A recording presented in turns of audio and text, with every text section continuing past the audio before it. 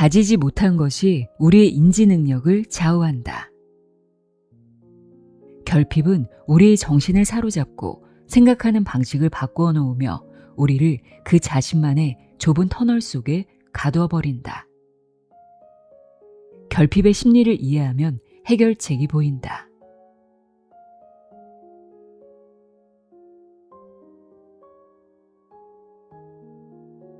안녕하세요. 나의 소리집 갈피 소리내어 있다입니다.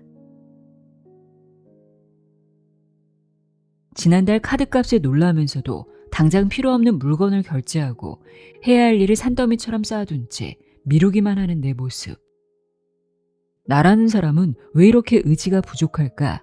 이렇게 자책해 보신 적 없으신가요? 하지만 행동 경제학의 천재로 불리는 샌딜 멀레이너선 교수와 인지심리학의 권위자 엘다 샤퍼 교수는 뜻밖의 진단을 내놓습니다. 우리가 어리석은 선택을 반복하는 건 지능이나 성격 탓이 아니라 우리의 마음을 짓누르는 결핍 때문이라고 말이죠.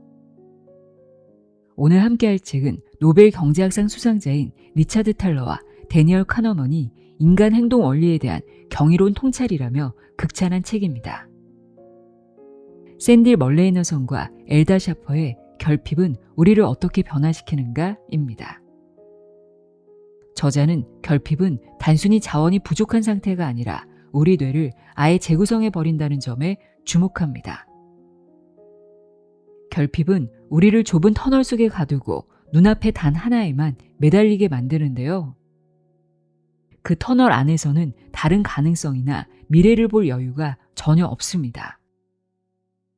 그래서 가난한 사람은 더 가난해지는 선택을 하고 바쁜 사람은 더 바빠지는 덫에 걸리며 다이어트를 하는 사람은 오히려 더 음식에 집착하게 됩니다. 이것이 바로 이 책이 경고하는 결핍의 악순환입니다. 이 책에 나오는 인도 노점상의 이야기입니다. 하루에 겨우 $2를 버는 가난한 상인들은 매일 아침 장사 미천을 빌리고 저녁에 막대한 이자를 냅니다. 사실 매일 딱 5루피, 우리 돈으로 몇백 원만 아껴서 저축하면 2달 만에 빚에서 벗어나 수익을 2배로 올릴 수 있는데도 말이죠. 우리가 보기엔 참 답답하지만 저자들은 이들이 게을러서가 아니라고 말합니다. 당장 오늘 낼 이자와 끼니를 걱정하는 결핍이 이들의 뇌를 점령해 버렸기 때문입니다.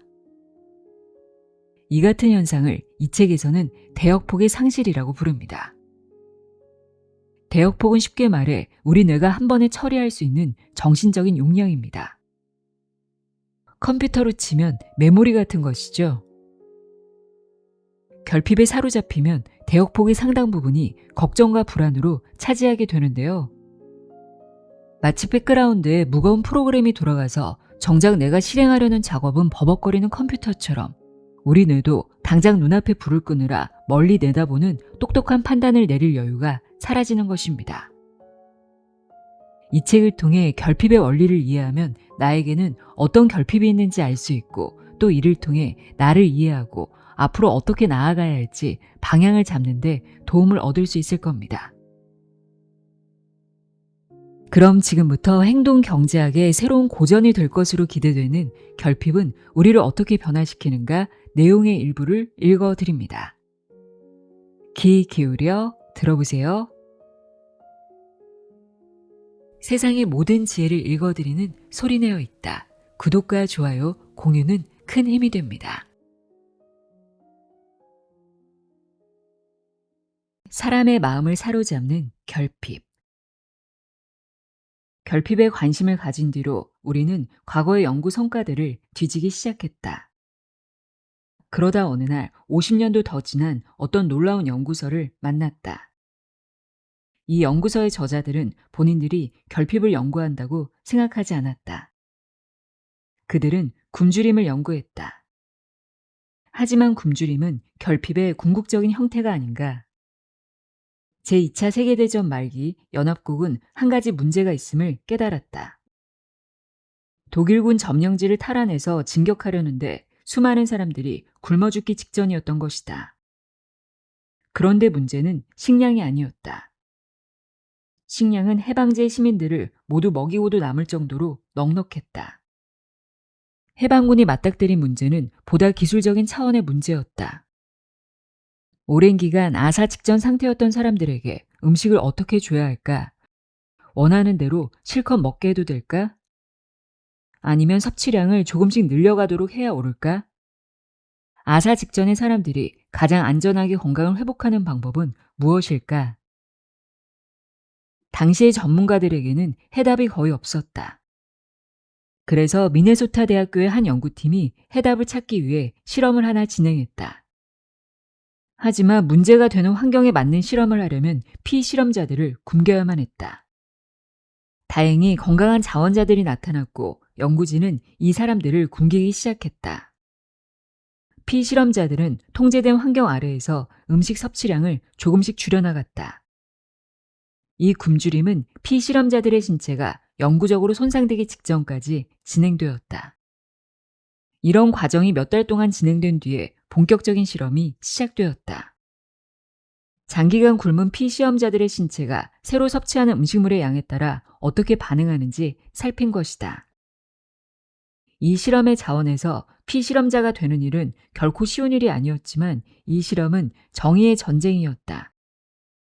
그리고 총을 들고 전선에 나서지 않아 양심의 가책을 느끼던 사람들이 기꺼이 이 전쟁에 참가했다. 이 실험에 참가한 자원자는 총 36명이었고 모두 기숙사에서 함께 생활했다. 그리고 연구자들은 이 사람들을 세심하게 관찰하며 행동 하나하나를 모두 기록했다. 비록 연구자들은 음식물 섭취와 관련된 부분에 가장 많이 신경을 썼지만 굶주림에 따른 충격의 양도 측정했다. 그 결과 굶주린 사람들에게 일어났던 일들의 많은 부분이 매우 생생한 기록으로 남았다. 피실험자들은 오래 굶주리다 보니 엉덩이에 지방질이 빠져서 앉아있는 것조차 고통스러웠다고 한다. 그 통증이 얼마나 심했던지 앉아있을 때면 베개를 엉덩이에 받치고 앉아야 할 정도였다. 그런데 실질적인 체중 감소는 부종 때문에 복잡한 양상을 띠었다. 굶주림 때문에 몸에서 체액이 14파운드 6.35kg이나 늘어났던 것이다. 피실험자들의 물질 대사 수준은 정상 상태의 60%로 줄어들었다. 체력도 약해졌고 지구력도 약해졌다. 그런데 신체만 약해진 게 아니라 정신까지도 함께 변해버렸다.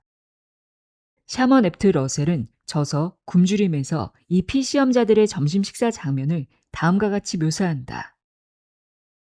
사람들은 배식이 늦어지기라도 하면 참지를 못했다.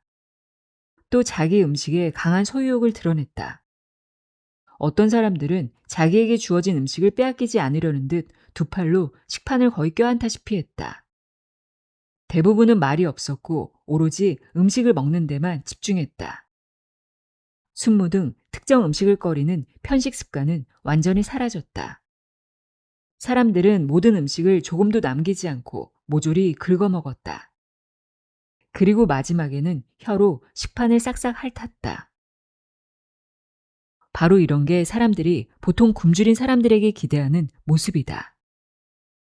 하지만 이 사람들이 실험이 끝난 뒤에 보인 몇 가지 정신적 변화들은 전혀 예상치 못한 것이었다. 지역 식당에 있는 메뉴판이나 요리책에 집착하는 현상이 나타났다. 어떤 사람들은 이 신문 저 신문을 비교하면서 채소와 과일의 가격을 살피느라 몇 시간씩 보내기도 했다.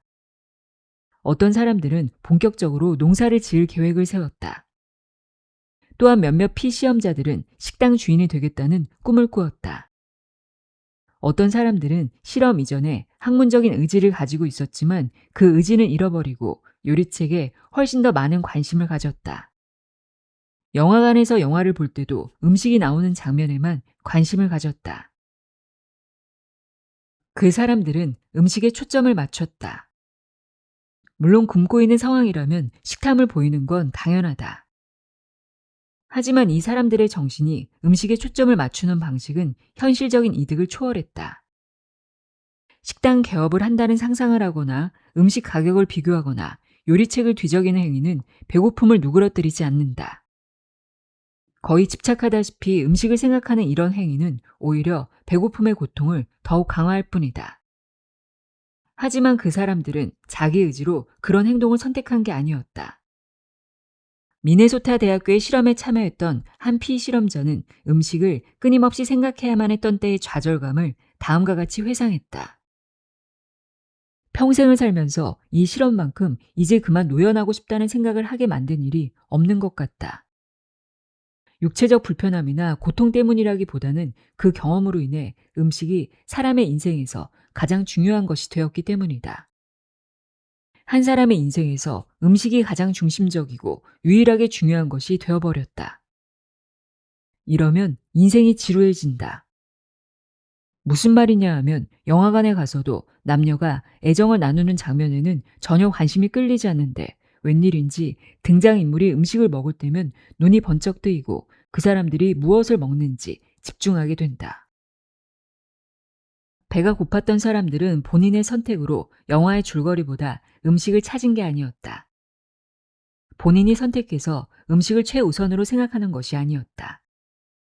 배고픔이 그들의 관심과 생각을 사로잡은 것이다.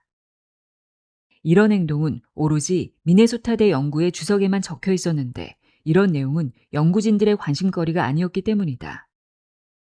하지만 이런 행동들은 결핍이 사람을 어떻게 바꿔놓는지 우리에게 생생하게 보여준다. 결핍은 정신을 사로잡는다. 배고픈 사람들이 오로지 음식만을 가장 우선적으로 생각했던 것과 마찬가지로 우리는 어떤 종류의 결핍을 경험할 때마다 그 결핍에 흡수되어 버린다. 그리고 이때 정신은 충족되지 않은 그 필요를 자동적으로 그리고 강력하게 추구한다. 배고픈 사람에게 그 필요는 허기를 달래줄 음식이고 바쁜 사람의 필요는 빨리 끝내야 하는 어떤 프로젝트이다. 그리고 돈에 쪼들리는 사람의 필요는 이번 달 방세일 수 있고 외로운 사람에게는 마음을 함께 나눌 동반자 의식이다. 결핍은 어떤 것을 매우 적게 가질 때의 불쾌함 그 이상이다. 결핍은 사람이 생각하는 방식을 바꾸어 놓는다. 결핍은 사람의 정신을 그 자신의 무게로 무겁게 짓누른다. 단 한 차례의 연구에서 추론한 것 치고는 매우 많은 내용이다. 굶주림은 극단적인 경우이다. 굶주림은 결핍을 포함할 뿐만 아니라 다른 많은 생리적인 변화들까지 포함한다. 미네소타 대학교의 연구진이 대상으로 했던 사람은 36명 뿐이었다. 우리가 인용한 증거는 주로 배고픈 사람들의 투덜거림이었지 구체적인 수치가 아니다. 그러나 다른 많은 그리고 보다 정확한 연구들이 지금까지 동일한 결과를 입증해왔다. 뿐만 아니라 이 연구들은 결핍이 정신을 어떻게 사로잡는지 정확하게 들여다볼 수 있는 창을 제공하기도 한다. 최근에 한 연구는 피실험자들에게 서너 시간 동안 아무것도 먹지 않고 점심 무렵에 심리실험실로 오라고 했다. 그리고 이들 가운데 절반은 식사를 하게 했고 나머지 절반은 그냥 굶겼다. 그래서 이 피실험자들 중 절반은 배가 부르고 절반은 배가 고픈 상태였다. 실험에서 이들이 할 일은 간단했다. 그냥 화면을 바라보다가 어떤 단어가 나타났다가 사라지고 나면 그 단어가 무엇인지 알아맞히면 되었다. 예를 들어서 스크린에 테이크가 나타났다고 사라지면 자기들이 본 게 테이크인지 레이크인지 알아맞히는 것이었다. 보기에는 쉬울 것 같지만 쉽지 않았다.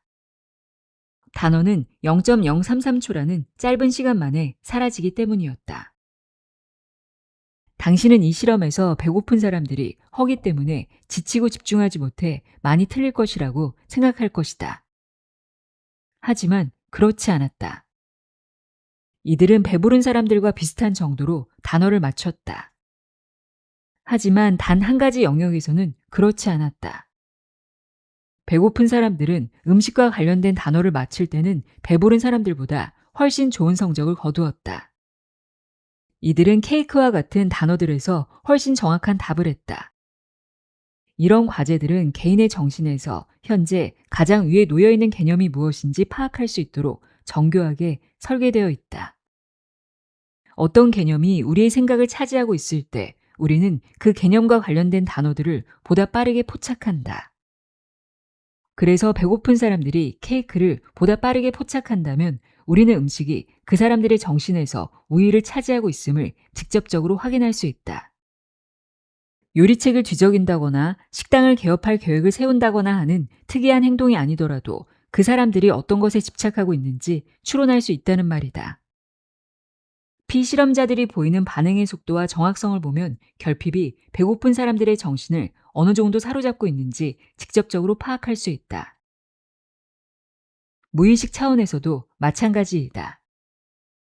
위의 실험에서 0.001초 단위의 짧은 시간을 설정한 것은 피실험자들의 빠른 인지 과정, 의식적인 차원을 넘어서서 잠재의식적인 차원에서 반응이 일어나게 할 정도로 빠른 인지 과정을 관찰하기 위함이었다. 현재 우리의 학문 수준은 이런 시간 단위가 무엇을 의미하는지 알 수 있을 정도로 높다. 복잡한 고차원의 계산은 0.3초 이상의 시간을 필요로 한다. 그보다 더 빠른 반응은 보다 자동적인 잠재의식적 과정에 의존한다. 그래서 배고픈 사람들이 케이크를 더 빠르게 인식하는 것은 이들이 의식적으로 이 단어에 더욱 집중했기 때문이 아니다. 이 과정은 그 사람들이 의식적으로 어떤 것을 하겠다고 선택을 하는 것보다도 더 빠른 속도로 일어난다. 바로 이런 이유로 우리는 결핍이 정신의 초점을 맞추는 방식을 묘사할 때 사로잡는다 라는 표현을 사용한다. 이런 현상은 배고픔에만 국한되지 않는다. 어떤 연구는 피실험자들이 목이 마를 때 물이라는 단어를 훨씬 더 빨리 인식한다는 사실을 확인했다. 이런 경우에 결핍은 항상 무의식적으로 작동한다. 결핍은 정신의 주인이 원하든 말든 인식 대상을 빠르게 포착한다. 목마름이나 배고픔은 모두 육체와 관련된 갈망이지만 육체적인 갈망과 관련성이 적은 다른 결핍들 역시 정신을 사로잡는다. 한 연구는 어린아이들에게 1페니짜리부터 50센트짜리까지 평소에 보던 여러 동전들이 얼마나 큰지 기억에 의존해서 추정해 보라고 했다. 그런데 가난한 아이들이 이 동전들을 가장 크게 실제보다 훨씬 크게 추정했다. 25센트짜리나 50센트짜리 동전에 대한 왜곡은 가장 심했다. 음식이 배고픔에 초점을 맞추는 것과 마찬가지로 그 동전들이 가난한 어린이들의 주의를 사로잡았다. 올라간 주의력이 동전들을 실제보다 커 보이게 했다. 가난한 아이들의 기억력이 부족하기 때문일 뿐이라고 할 수도 있다. 그래서 연구자들은 이번에는 그 동전들을 아이들 앞에 직접 보여주면서 크기를 추측하게 했다. 이번 과제는 훨씬 쉬운 셈이었다. 그런데 이번에도 가난한 아이들은 자기 앞에 놓인 동전들의 크기를 실제보다 더 크게 보는 오류를 저질렀다. 실제 눈앞에 놓인 동전들이 기억 속의 추상적인 동전들보다 훨씬 더 강하게 그 아이들의 정신을 사로잡은 것이다. 그렇다면 결핍감은 어디에서 비롯될까? 물론 계좌에 남아있는 돈, 갚아야 할 빚, 마쳐야만 하는 과제와 같은 물리적인 제한이 상당한 역할을 한다. 하지만 예컨대 어떤 일을 완수하는데 얼마나 많은 시간 혹은 돈이 필요할까, 혹은 저것을 구매하는 행위는 얼마나 중요할까 등과 같이 문제가 되는 어떤 것을 인지하는 우리의 주관적인 인식 역시 결핍감을 초래하는데 일정한 역할을 한다. 우리가 느끼는 이런 욕망들은 개인이 속한 문화와 그의 성장 과정, 그리고 심지어 유전적 특질에 의해서도 형성된다. 사람이 무언가를 마음 깊이 갈망한다면 이는 그 사람의 생리적 욕망 때문일 수도 있고 주변 사람이 그것을 가지고 있기 때문일 수도 있다. 사람이 느끼는 추위의 정도가 그 사람이 놓인 환경의 절대적인 온도뿐 아니라 그의 신진대사에 따라서도 좌우되는 것처럼 결핍감 역시 우리가 가질 수 있는 것뿐만 아니라 개인의 취향이나 선호에 따라 좌우되기도 한다. 많은 학자들이 이런 개인의 취향을 해명해 주는 것이 무엇인지 알아내려고 애를 써왔다. 하지만 이 책에서 우리는 그 논의의 대부분을 제외한다. 우리는 개인의 선호를 있는 그대로 드러내고자 하며 대신 결핍의 논리와 결과에 초점을 맞추려 한다. 다시 말해 어떤 사람이 자신에게 필요한 것을 너무 적게 가지고 있다고 느낄 때 그의 정신에 어떤 일이 일어나는지, 그리고 또 그렇게 일어난 일이 이 사람의 선택과 행동을 어떻게 규정하는지에 초점을 맞추려 한다. 결핍은 단지 물리적인 제한만은 아니다. 결핍은 일종의 정신적 경향, 즉 사고 방식이기도 하다. 결핍이 우리의 주의를 사로잡으면 우리가 생각하는 방식은 바뀐다. 그 변화가 수십 분의 1초이든 몇 시간이든 혹은 며칠이나 몇 주에 걸쳐서 지속되든 간에 말이다. 결핍은 우리 정신의 가장 높은 곳에 앉아 우리에게 영향력을 행사한다. 우리가 어떤 것을 깨닫는데, 우리가 여러 가지 대안을 놓고 저울질을 하는데, 우리가 깊이 고민하다 마침내 어떤 결정을 내리는데, 그리고 우리가 행동하는 방식에 영향력을 행사한다. 결핍을 느끼는 상황에서 사람들은 결핍을 느끼지 못할 때와 전혀 다른 방식으로 자기에게 닥친 문제들을 처리한다. 몇몇 학문 분야에서는 결핍의 특정한 사례들이 만들어낸 정신적 경향을 연구해왔다. 다이어트가 사람의 정서에 어떤 영향을 주는가, 혹은 어떤 특정한 문화적 맥락이 그 지역의 가난한 사람들의 태도에 어떻게 영향을 줄 수 있는가 하는 것들이 그런 연구 주제들이었다. 하지만 우리는 훨씬 더 보편적인 주장을 제시하고자 한다. 모든 형태의 결핍은 비슷한 사고방식을 만들어내는데, 이것으로 결핍에 따른 많은 행동 및 결과를 설명할 수 있다는 주장이다. 결핍이 정신을 사로잡으면 사람은 보다 더 엄격해지고 능률적이 된다. 집중을 유지하는 일이 힘들어 보이는 상황은 일상에서 흔히 일어난다. 정신이 자꾸만 분산되기 때문에 사람들은 일을 하면서 꾸물거리고 지체한다. 그리고 또 마트에서는 정신을 딴 데 팔다가 가격이 지나치게 비싼 물건을 구매한다. 마감 기한이 촉박하거나 돈에 쪼들릴 때는 당장 급한 일에 초점을 맞춘다. 정신을 단단히 집중하고 있을 땐 부주의한 실수는 잘 저지르지 않는다. 그래서 요컨대 결핍이 사람의 정신을 사로잡을 수 있는 이유는 결핍이 주의를 기울일 가치가 있을 정도로 중요한 상태이기 때문이다. 라고 정리할 수 있다. 정말 깔끔한 정리가 아닌가? 그러나 사람은 자기 정신이 언제 단단하게 집중하도록 할지를 온전히 스스로 선택할 수 없다. 일을 하려고 자리를 잡을 때뿐만 아니라 집에서 아이들이 숙제하는 걸 도와주려고 할 때조차도 급하게 해결해야 하는 어떤 일을 자기도 모르게 생각하게 된다. 사람이 집중하는 데 도움을 주는 이런 자동적인 정신 지배 현상은 평생 짊어지고 가야 하는 짐이 된다. 우리는 결핍에 이미 지배되어 있고 우리의 정신은 끊임없이 결핍으로 회귀하기에 인생의 나머지 일들에 배분할 정신의 여유가 없어진다. 이건 단순한 비유가 아니다. 우리는 정신 능력을 직접 측정할 수 있다. 또 사람이 충동적인 행동을 하는데 영향을 주는 핵심적인 자원인 실행 제어 능력을 측정할 수 있다. 우리는 이 정신 능력을 대역폭이라고 부른다. 즉, 정보를 처리하고 판단을 내리는데 영향을 주는 핵심적인 자원인 유동성 지능을 측정할 수 있다. 또 사람이 충동적인 행동을 하는데 영향을 주는 핵심적인 자원인 실행 제어 능력을 측정할 수 있다. 그리고 나아가 결핍이 어떤 사람의 대역폭에 속하는 이 모든 능력의 용량을 축소한다는 사실을, 즉 통찰력이 부족하고 미래를 내다보지 못하며 조절을 못하도록 만든다는 사실을 확인할 수 있다. 그리고 이런 현상이 미치는 효과는 잠옷 심대하다. 예를 들어서 빙고는 하룻밤을 꼬박 세우는 것 이상으로 사람의 인지 능력을 떨어뜨린다. 가난한 사람들이라고 해서 원래 대역폭이 좁았던 것은 아니다. 빈곤이라는 경험은 어떤 사람이든 간에 그 사람의 대역폭을 축소하기 때문이다.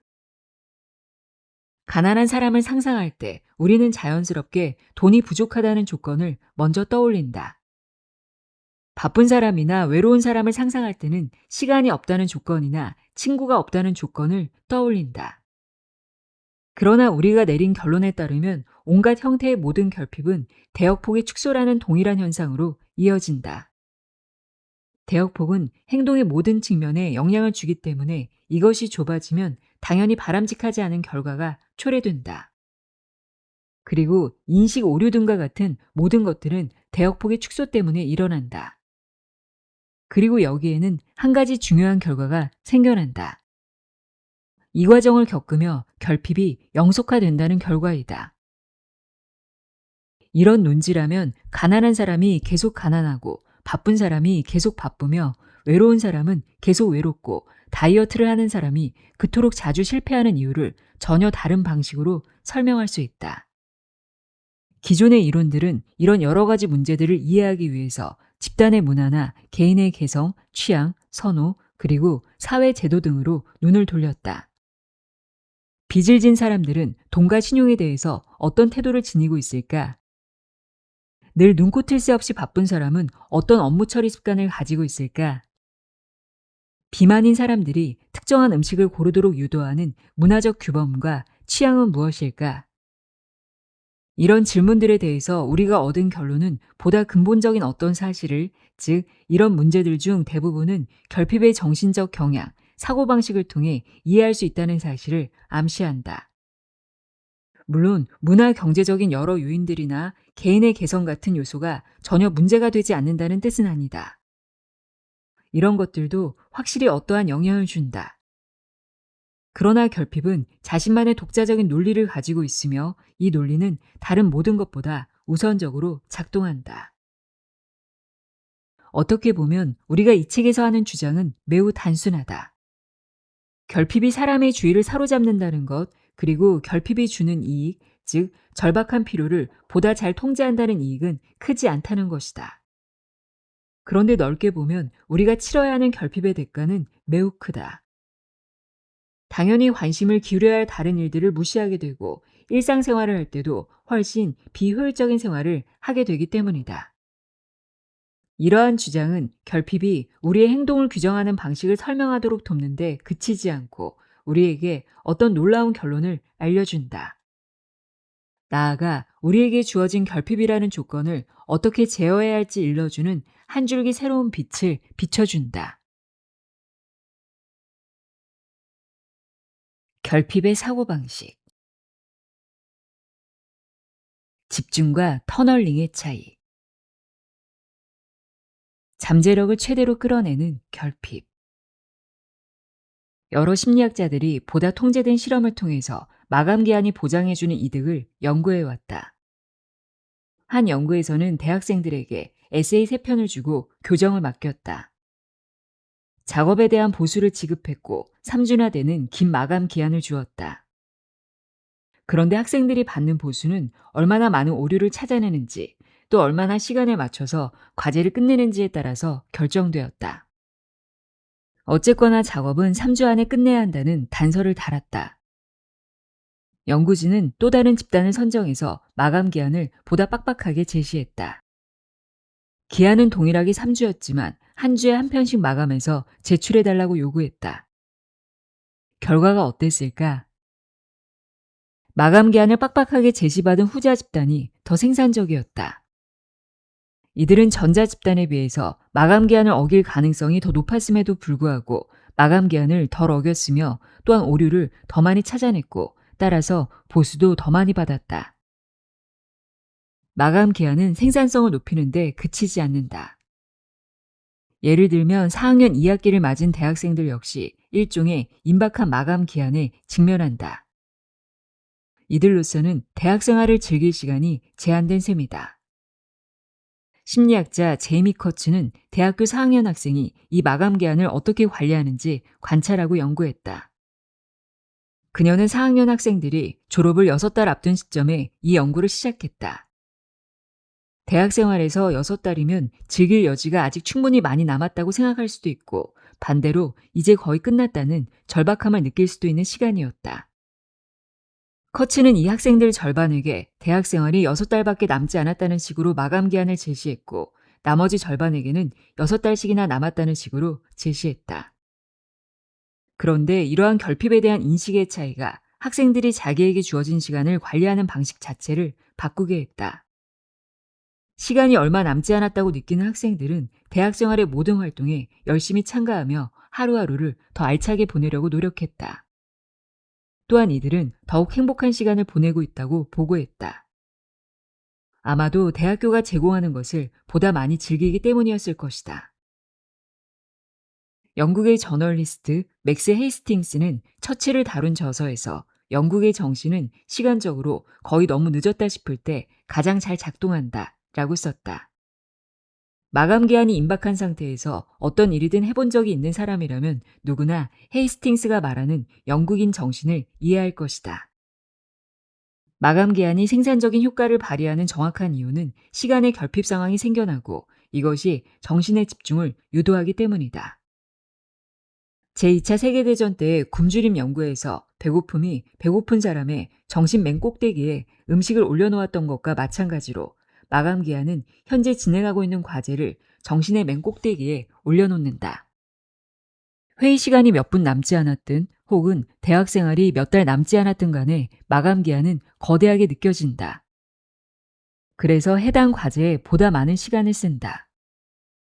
온갖 산만한 생각들에는 덜 빠져든다. 써야 할 원고의 마감 기한이 코앞일 때는 한가하게 커피를 마시며 수다를 떨지 않는다. 회의가 이제 막 끝나려 할 때는 대화가 안건에서 벗어나지 않는다. 졸업이 코앞이니만큼 남은 대학 생활을 보다 알차게 보내려고 최선을 다한다. 시간이 부족할 때면 사람들은 그 남은 시간에서 보다 많은 것을 얻어낸다. 그게 업무의 성과이든 즐거움이든 간에 말이다. 우리는 이것을 집중 배당금이라고 부른다. 이것이 바로 정신을 사로잡는 결핍이 가져다주는 긍정적인 결과이다. 지나친 집중의 결과, 터널링. 어떤 한 가지에 집중한다는 것은 다른 것들을 무시한다는 뜻이다. 누구나 어떤 책이나 텔레비전 프로그램에 깊이 몰입한 나머지 옆에 앉은 사람이 하는 말을 알아듣지 못한 경험을 해봤을 것이다. 집중의 힘은 뒤집어 말하면 다른 것들을 지우는 힘이다. 쉽게 말해 결핍이 집중을 하게 하는 것이 아니라 사람들로 하여금 터널링을 하도록, 즉 임박한 결핍을 제어하는 데만 집중하도록 유도한다고 할 수 있다. 터널링은 터널 시야 현상을 연상하도록 일부러 선택한 용어이다. 긴 터널 안에 들어가면 오로지 멀리서 빛을 발하는 출구만 보이고 주변의 모든 사물은 보이지 않는다. 이처럼 관심을 두는 대상만 보이고 나머지는 보이지 않는 현상을 터널 시야 현상이라고 부른다. 미국의 소설가 수전 손택은 사진에 대한 글을 집필하며 다음과 같은 유명한 구절을 썼다. 사진을 찍는다는 것은 어떤 틀을 만든다는 것이고 틀을 만든다는 것은 나머지 것들을 배제한다는 것이다. 우리는 터널링을 이런 인식 상태를 의미하는 용어로 사용한다. 집중은 긍정적이다. 결핍은 우리로 하여금 현재 가장 중요해 보이는 것에 집중하도록 만든다. 그러나 터널링은 긍정적이지 않다. 결핍은 사람들로 하여금 터널링을 유도해서 어쩌면 더 중요할 수도 있는 다른 것들을 무시하게 만든다. 터널링은 머릿속에 떠오르는 생각을 바꿈으로써 작동한다. 어떤 마감 기한 아래에서 일을 할 때 운동을 한번 빼먹는 것은 이치에 맞을 수도 있고 맞지 않을 수도 있다. 일의 마감 기한 때문에 운동을 빼먹겠다는 결정을 내릴 때 우리는 그 문제에 대해서 이런 식으로 생각하지 않는다. 혹은 거기에 대해서 충분히 생각하지 않는다. 우리의 정신은 비용 편익 분석이라는 미묘한 문제에 사로잡히지 않는다. 우리를 사로잡은 것은 마감 기한이다. 터널 시야 안에 들어오는 고려사항은 매우 세밀하고 조심스럽게 살피지만 그 시야 바깥에 놓여있는 것은 깡그리 무시한다. 비행 중인 여러 대의 항공기를 통제하는 관제사를 생각해보자. 어떤 대형 여객기가 엔진에 고장이 발생했다고 보고할 때 이 관제사는 그 비행기가 당면한 바로 그 문제에 집중한다. 그리고 그 시각 동안에는 점심 계획은 물론이고 자기가 통제하던 다른 비행기들까지도 무시한다. 그래서 이들 비행기 중 하나가 항로를 이탈해서 위험 지역으로 들어간다 하더라도 전혀 인식하지 못할 수 있다. 결핍은 우리가 사물을 바라보는 방식을 바꾸어 놓는다. 사람들이 당연하지 않은 선택을 하도록 만든다. 결핍은 편익을 생성한다. 그래서 결핍의 순간에 사람들은 보다 더 생산적이다. 그러나 결핍은 대가를 요구한다. 터널 시야와 같은 편협한 관점 때문에 사람들은 자기도 모르는 사이에 자기가 실제로 소중하게 여기는 것들까지도 무시하고 지워버린다. 결핍을 위한 설계. 미주리에 있는 급성 환자 전문 병원인 세인트 존스 병원은 수술실에 관한 문제를 하나 안고 있었다. 연간 약 3만 건이나 되는 외과 수술이 32개 수술실에서 이루어졌는데 그러다 보니 수술실 일정을 조정하는 일이 너무 어려웠다. 수술실 일정은 언제나 빈틈없이 꽉 차 있었다. 2002년에 이 병원의 수술실들은 그야말로 100% 가동되었다. 그래서 응급 환자가 발생하면 병원은 어쩔 수 없이 오래전부터 예정되었던 수술을 뒤로 미룰 수밖에 없었다. 그 결과 의사들은 새벽 2시에 수술을 하기도 하고 2시간짜리 수술을 하려고 몇 시간을 기다리게 일쑤였다. 또 의사를 포함한 직원들은 예정에 없는 추가 근무를 하는 일이 잦았다. 이 병원에서 일어났던 놀라운 사건들을 연구한 논문의 일부이다. 수술실에 비해 수술 건수가 더 많은 이런 상태는 전형적인 결핍의 사례이다. 세인트 존스 병원은 결핍의 덫에 갇혀 있었다. 이 병원은 끊임없이 뒤처져 있었고 또 그렇게 뒤처져 있었기에 수술 일정을 수시로 바꿔야 했다.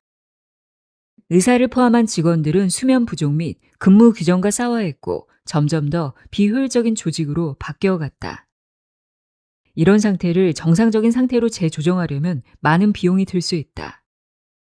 그리고 이런 재조정 노력은 적어도 단기적으로는 결핍 상태를 악화시킬 수 있다. 그렇지 않아도 모자라는 예산 중 일부가 재조정에 낭비되기 때문이다. 세인트 존스 병원의 이런 상태는 어떤 사람이 무리하게 일정을 잡는 바람에 지나치게 많은 과제에 치이는 상황과 비슷하다. 이런 사람은 자기가 해야 할 과제들이 시간을 많이 잡아먹는다는 걸 알고 있다. 그래서 잠시 물러나 재조정 작업을 할 엄두도 내지 못한다. 하지만 세인트 존스 병원은 어떻게든 탈출구를 찾아내야 했다. 병원 경영진은 건강관리센터에서 자문관을 초빙했다. 이 자문관은 이런 문제를 분석적으로 연구했으며 또한 병원에서 일상적으로 겪는 압박으로 터널링 상태에 빠지지도 않는 사치를 누리던 사람이었다. 그런데 그는 다소 놀라운 해법을 권했다. 수술실 하나의 일정을 아예 비워두라는 것이었다. 수석 외과 의사이자 외상외과 의사인 케네스 라슨 박사가 어떤 반응을 보였을지는 여러분도 충분히 상상할 수 있을 것이다. 그렇지 않아도 수술실이 모자라서 미칠 지경인데 수술실 하나를 비우라고? 제정신이 아니군. 라스는 자기가 이렇게 생각했다고 회상했다. 하지만 그 권고에는 심오한 논리가 담겨 있었다. 결핍을 관리하는 데 주요한 어떤 논리였다. 겉으로 보면 병원에 부족한 것은 수술실이었다.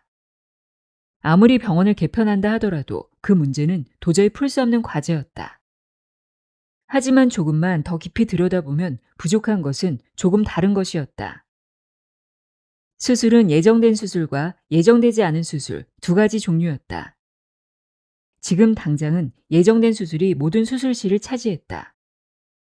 그러나 예정되지 않은 수술은 언제나 갑자기 나타나 수술실의 일정을 당장 바꾸라고 고함을 질러댔다.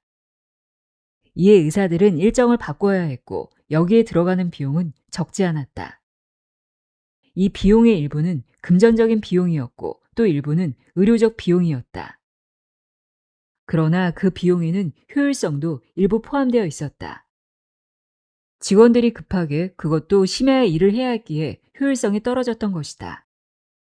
직원들은 평소처럼 능숙한 솜씨를 발휘하지 못했고 수술은 평소보다 시간이 더 오래 걸렸다. 응급 상황으로 인해 수술실이 재배정되지만 않는다면 다시 말해서 모든 사람들이 정해진 일정에 따라서 정해진 시간만큼만 일을 한다면 수술실은 모든 수술을 충분히 감당할 수 있었다. 사실 수술실의 부족, 결핍은 수술 공간의 부족은 아니었다. 다만 긴급 상황에 대처할 능력이 부족했을 뿐이다. 이런 상황은 비질진 가난한 사람의 경우와 매우 비슷하다. 이런 사람들의 재정적 능력은 보통 지출이 수월하게 되고 이따금씩 날아드는 갑작스런 충격만 없다면 현재보다 조금 더 여유롭게 살 수 있는 정도이다. 그러나 이들의 지출 대부분은 빚을 갚는 데 들어간다. 이는 그저 예산이 빡빡해지는 정도의 문제가 아니다. 전체 예산의 대부분이 뒤처진 상황을 만회하기 위해 낭비된다는 뜻이다. 세인트 존스 병원의 사례에서도 이 병원의 수술실이 지나치게 모자랐던 것은 아니다. 다만 그렇지 않아도 넉넉하지 않은 수술 공간이 긴급한 수술을 수용하느라 수술이 밀린 상태를 만회하는 데 계속 낭비되었던 것이다. 이 조치는 효과가 있었다. 긴급 상황에 대비해 수술실 하나를 비워두자 병원이 수용하는 수술 건수는 금세 5.1% 증가했다. 그리고 새벽 3시 이후로 진행되는 수술 건수도 45%나 줄어들었고 그만큼 병원의 수익도 개선되었다. 개선 작업에 따른 시련은 겨우 한 달밖에 이어지지 않았다. 이 한 달의 기간이 지나자 새로운 운영 방식은 안정적으로 자리를 잡았다. 그리고 그 뒤 2년 동안 이 병원의 수술 건수는 해마다 7%에서 11% 증가했다. 긴급 상황에 대비해서 수술실 하나를 비워두는 조치가 시행되고 얼마 지나지 않아 세인트 존스 병원의 대기 수술은 주초에서 주말까지 고르게 배치되었다. 그리고 그 뒤로도 또 다른 개선들이 계속 이어졌다. 느슨함의 가치를 과소평가하지 말 것. 세인트 존스 병원의 사례는 결핍의 덫에 관한 본질을 생생하게 보여준다. 이 병원이 겪었던 수술실 부족은 사실 느슨함의 부족이었다. 많은 조직이 원활하게 돌아가려면 느슨함이 필요하다. 지금은 거의 쓰지 않지만 예전에 릴투릴 테이프 녹음기에서는 여분의 테이프 분량이 반드시 필요했다. 커피 그라인더도 원두를 가득 채우면 잘 돌아가지 않는다. 도로도 교통량이 전체 수용 용량의 70% 이하일 때 원활하게 돌아간다. 도로의 교통정체는 느슨함이 부족해서 일어난다. 원칙적으로 만일 어떤 도로의 교통량이 수용 용량의 85%이고 모든 차량이 동일한 속도로 주행한다면 모든 차량은 일정한 차량 간격을 유지하면서 달릴 수 있다. 그런데 만일 어떤 운전자가 속도를 조금이라도 더 낸다고 치자. 하지만 이 운전자는 금방 브레이크를 밟을 수밖에 없고 그러면 뒤를 따르던 차량들도 연이어 브레이크를 밟아야 한다. 이렇게 되면 전체 도로의 주행 속도는 낮아진다. 도로에서 평균 주행 속도가 떨어지기는 쉬워도 다시 올라가기는 어렵다. 어떤 운전자 한 사람이 무심코 엑셀을 밟았다가 곧 브레이크를 밟는 이 사소한 충격이 전체 도로의 교통 흐름을 늦추는 엄청난 효과를 만들어낸다는 것이다. 여기에서 몇 개의 충격이 더 보태지면 도로는 완전히 주차장이 되어버린다. 하지만 여기에는 아주 작은 충격을 흡수할 수 있을 정도의 여유, 즉 느슨함이 한치도 없다. 그런데 이런 사정을 잘 아는 사람들조차도 느슨함의 가치를 과소평가한다. 해야 할 일이 많을 때 일반적으로 드는 충동은 모든 것을 한 가방 안에 다 넣을 수 있도록 시간의 짐을 되도록 빡빡하게 싸야 한다는 생각이다. 시간의 짐을 빡빡하게 싸지 않을 때는 어쩐지 충분히 많은 일을 하지 않는다는 느낌이 든다. 사실 효율성 전문가들은 사용되지 않는 시간을 많이 보내며 빈둥거리는 직원에게 시간을 좀 더 효율적으로 사용하라고 나무란다. 하지만 이러면 느슨함이 사라지고 만다.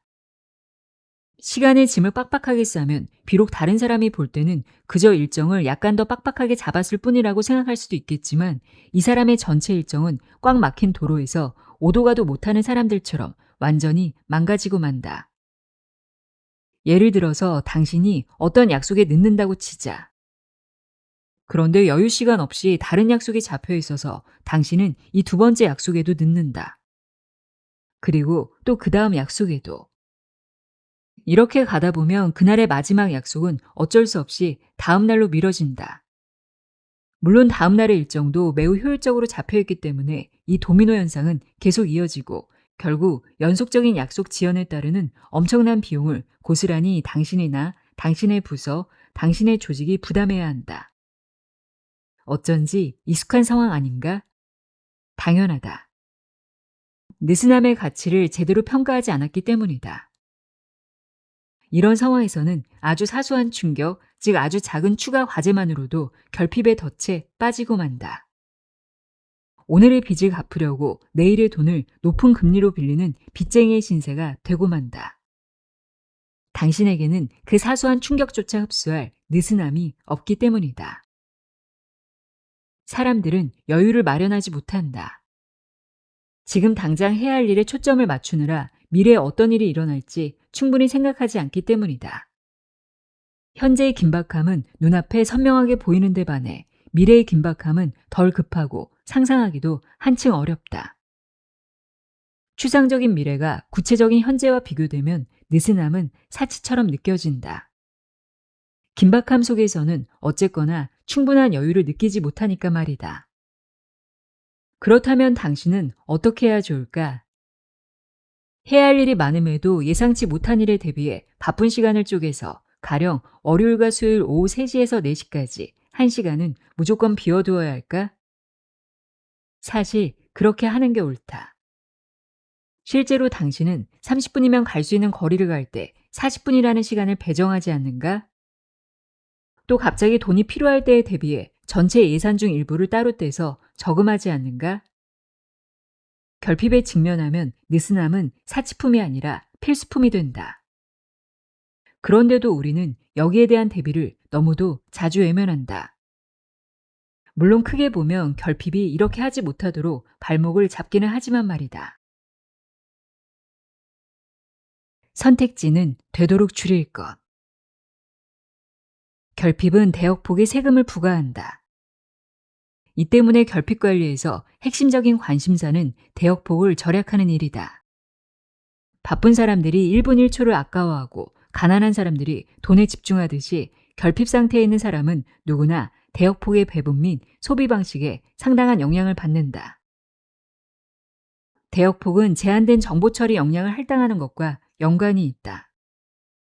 이런 맥락에서 더 큰 정보 처리 역량을 요구하는 의사결정은 즉각적으로 대역폭을 요구한다. 시간을 최대한 활용하고자 하는 관리자는 여러 의사결정을 종합적으로 파악하는 데 능숙하며 여러 가지 선택지들의 핵심에서 본질적인 여러 요소들을 뽑아내 명확하게 제시할 수 있는 보조자들을 높이 평가한다. 이에 비해 정리되지 않은 대량의 자료를 전달하는 부하 직원은 관리자의 눈에 무능하게 비친다. 명확하고 단순하게 자료를 취합하는 작업은 인지 역량의 소비를 효율적으로 할 수 있는 최상의 방법이다. 그러나 우리는 정보를 제시할 때 이런 사실을 놓치곤 한다. 이는 두 경제학자 메리앤 버트랜드와 아데어 모스가 진행했던 페이데이론 연구에서 생생하게 드러난다. 이들은 페이데이론 대출을 받으려는 사람들을 두 개의 집단으로 나누었다. 그리고 한 집단에게는 대출자들이 감당해야 할 연간 실효 이자율을 정리한 표를 보여주었다. 이자율은 433%로 신용카드의 이자율 16%와 뚜렷하게 대비되었다. 그리고 또 다른 집단에게도 비슷한 자료를 정리한 표를 보여주었는데 이 표는 이자율이 아니라 대출자들이 갚아야 할 구체적인 돈이 얼마인지 적시했다. 예를 들면 2주 뒤에는 $45, 한 달 뒤에는 $90 등이었고 신용카드로 빌릴 경우에는 2주 뒤에 $2.50, 한 달 뒤에는 $5 등이었다. 연구자들은 두 집단에게 비슷한 자료를 조금 다른 방식으로 제시했는데 한 집단에게는 이자율이라는 추상적인 측정치를 제시해서 그 의미를 금방 파악하기 어렵게 했고 다른 집단에게는 금액을 제시해서 자기 주머니에서 얼마의 돈이 나가는지 쉽게 파악하도록 했다. 그 결과 자기들이 갚아야 할 돈을 액수로 제시받은 집단에서 페이데이론 대출을 한 사람의 비율이 훨씬 낮았다. 그만큼 구체적이었기 때문이다. 이에 비해 이자율은 어딘지 낯설고 멀게 느껴진다. 일상생활에서 이자율은 쉽게 접할 수 있는 게 아니고 또 손으로 만질 수 있는 구체적인 물건이 아니라서 이를 구체적인 어떤 것으로 변환하려면 상당한 지적 노력이 들기 때문이다. 대역폭이 세금이 매겨질 때 구체적인 금액은 추상적인 용어에 비해서 훨씬 많은 의미를 전달한다. 바쁜 사람들은 가족이나 친구와 함께할 시간을 갈망한다. 바쁜 일정에서 시간을 쪼개는 일은 여간 어려운 게 아니다. 그리고 설령 그런 시간을 마련한다 하더라도 유쾌한 기분은 이미 사라지고 마음은 다른 곳에 가서 지금 이렇게 보내는 시간을 일하는 데 들이면 일을 이만큼 하고도 남을 텐데 하는 계산만 한다. 우리가 알기로 결핍의 트레이드 오프를 다룰 때 가장 현명하게 결론을 내는 방법 중 하나는 유대교의 안식일이다. 안식일이라는 개념은 매우 오랜 역사를 지니고 있다. 안식일에는 일을 하지 않는다. 이메일을 보내지도 않고 글을 쓰지도 않고 요리도 하지 않는다. 심지어 운전도 하지 않는다. 이날은 평온함, 고요함, 회복감처럼 유대교가 아닌 사람이나 평범한 사람은 몇 년에 한 번 경험할 수 있을까 말까한 기분을 느낄 수 있는 날이다. 안식일은 최소 두 가지 이유에서 탁월한 무용의 발명품이다. 하나는 그 어떤 선택도 요구하지 않으며 따라서 그 어떤 딜레마도 존재하지 않는다는 점이다. 트레이드 오프도 없고 그저 시간이 마냥 널려있는 날이다. 그리고 또 하나의 이유는 금요일 해질녘부터 토요일 해질녘까지라는 안식일의 시간이 한 주에 한 번씩 꼬박꼬박 찾아온다는 점이다. 이 시간 동안에는 아무리 바쁘다 하더라도 어떤 질문을 해서도 안 되고 어떤 계획도 세울 필요가 없다. 유대교학자인 아브라함 조슈아 헬셀은 안식일이 신이 내린 시간의 선물이라고 여긴다. 결핍은 힘이 세다. 그러나 결핍의 논리를 이해하면 결핍이 빚어내는 부정적인 결과를 최소화할 수 있다. 우리는 우리가 처한 환경을 결핍으로부터 안전한 곳으로 만드는 방향으로 나아갈 수 있다. 화재 경보기에 투자하거나 새로 태어날 아기를 위해 적금을 드는 것처럼 짧은 순간의 어떤 깨달음이 편익의 효과를 지속적으로 발휘하게 할 수 있다.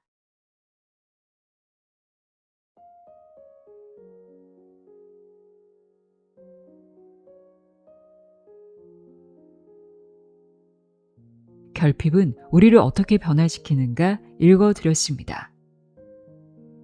느슨함은 예기치 못한 충격이 닥쳤을 때 우리를 지켜주는 안전장치임을 알 수 있었습니다. 풍족할 때 미리 대비하고 바쁠수록 의도적으로 일정을 비워내는 것. 그 느슨함이야말로 우리가 결핍의 덫에 빠지지 않고 삶의 주도권을 지키는 유일한 길임을 기억하시길 바랍니다. 오늘도 함께 해주셔서 고맙습니다.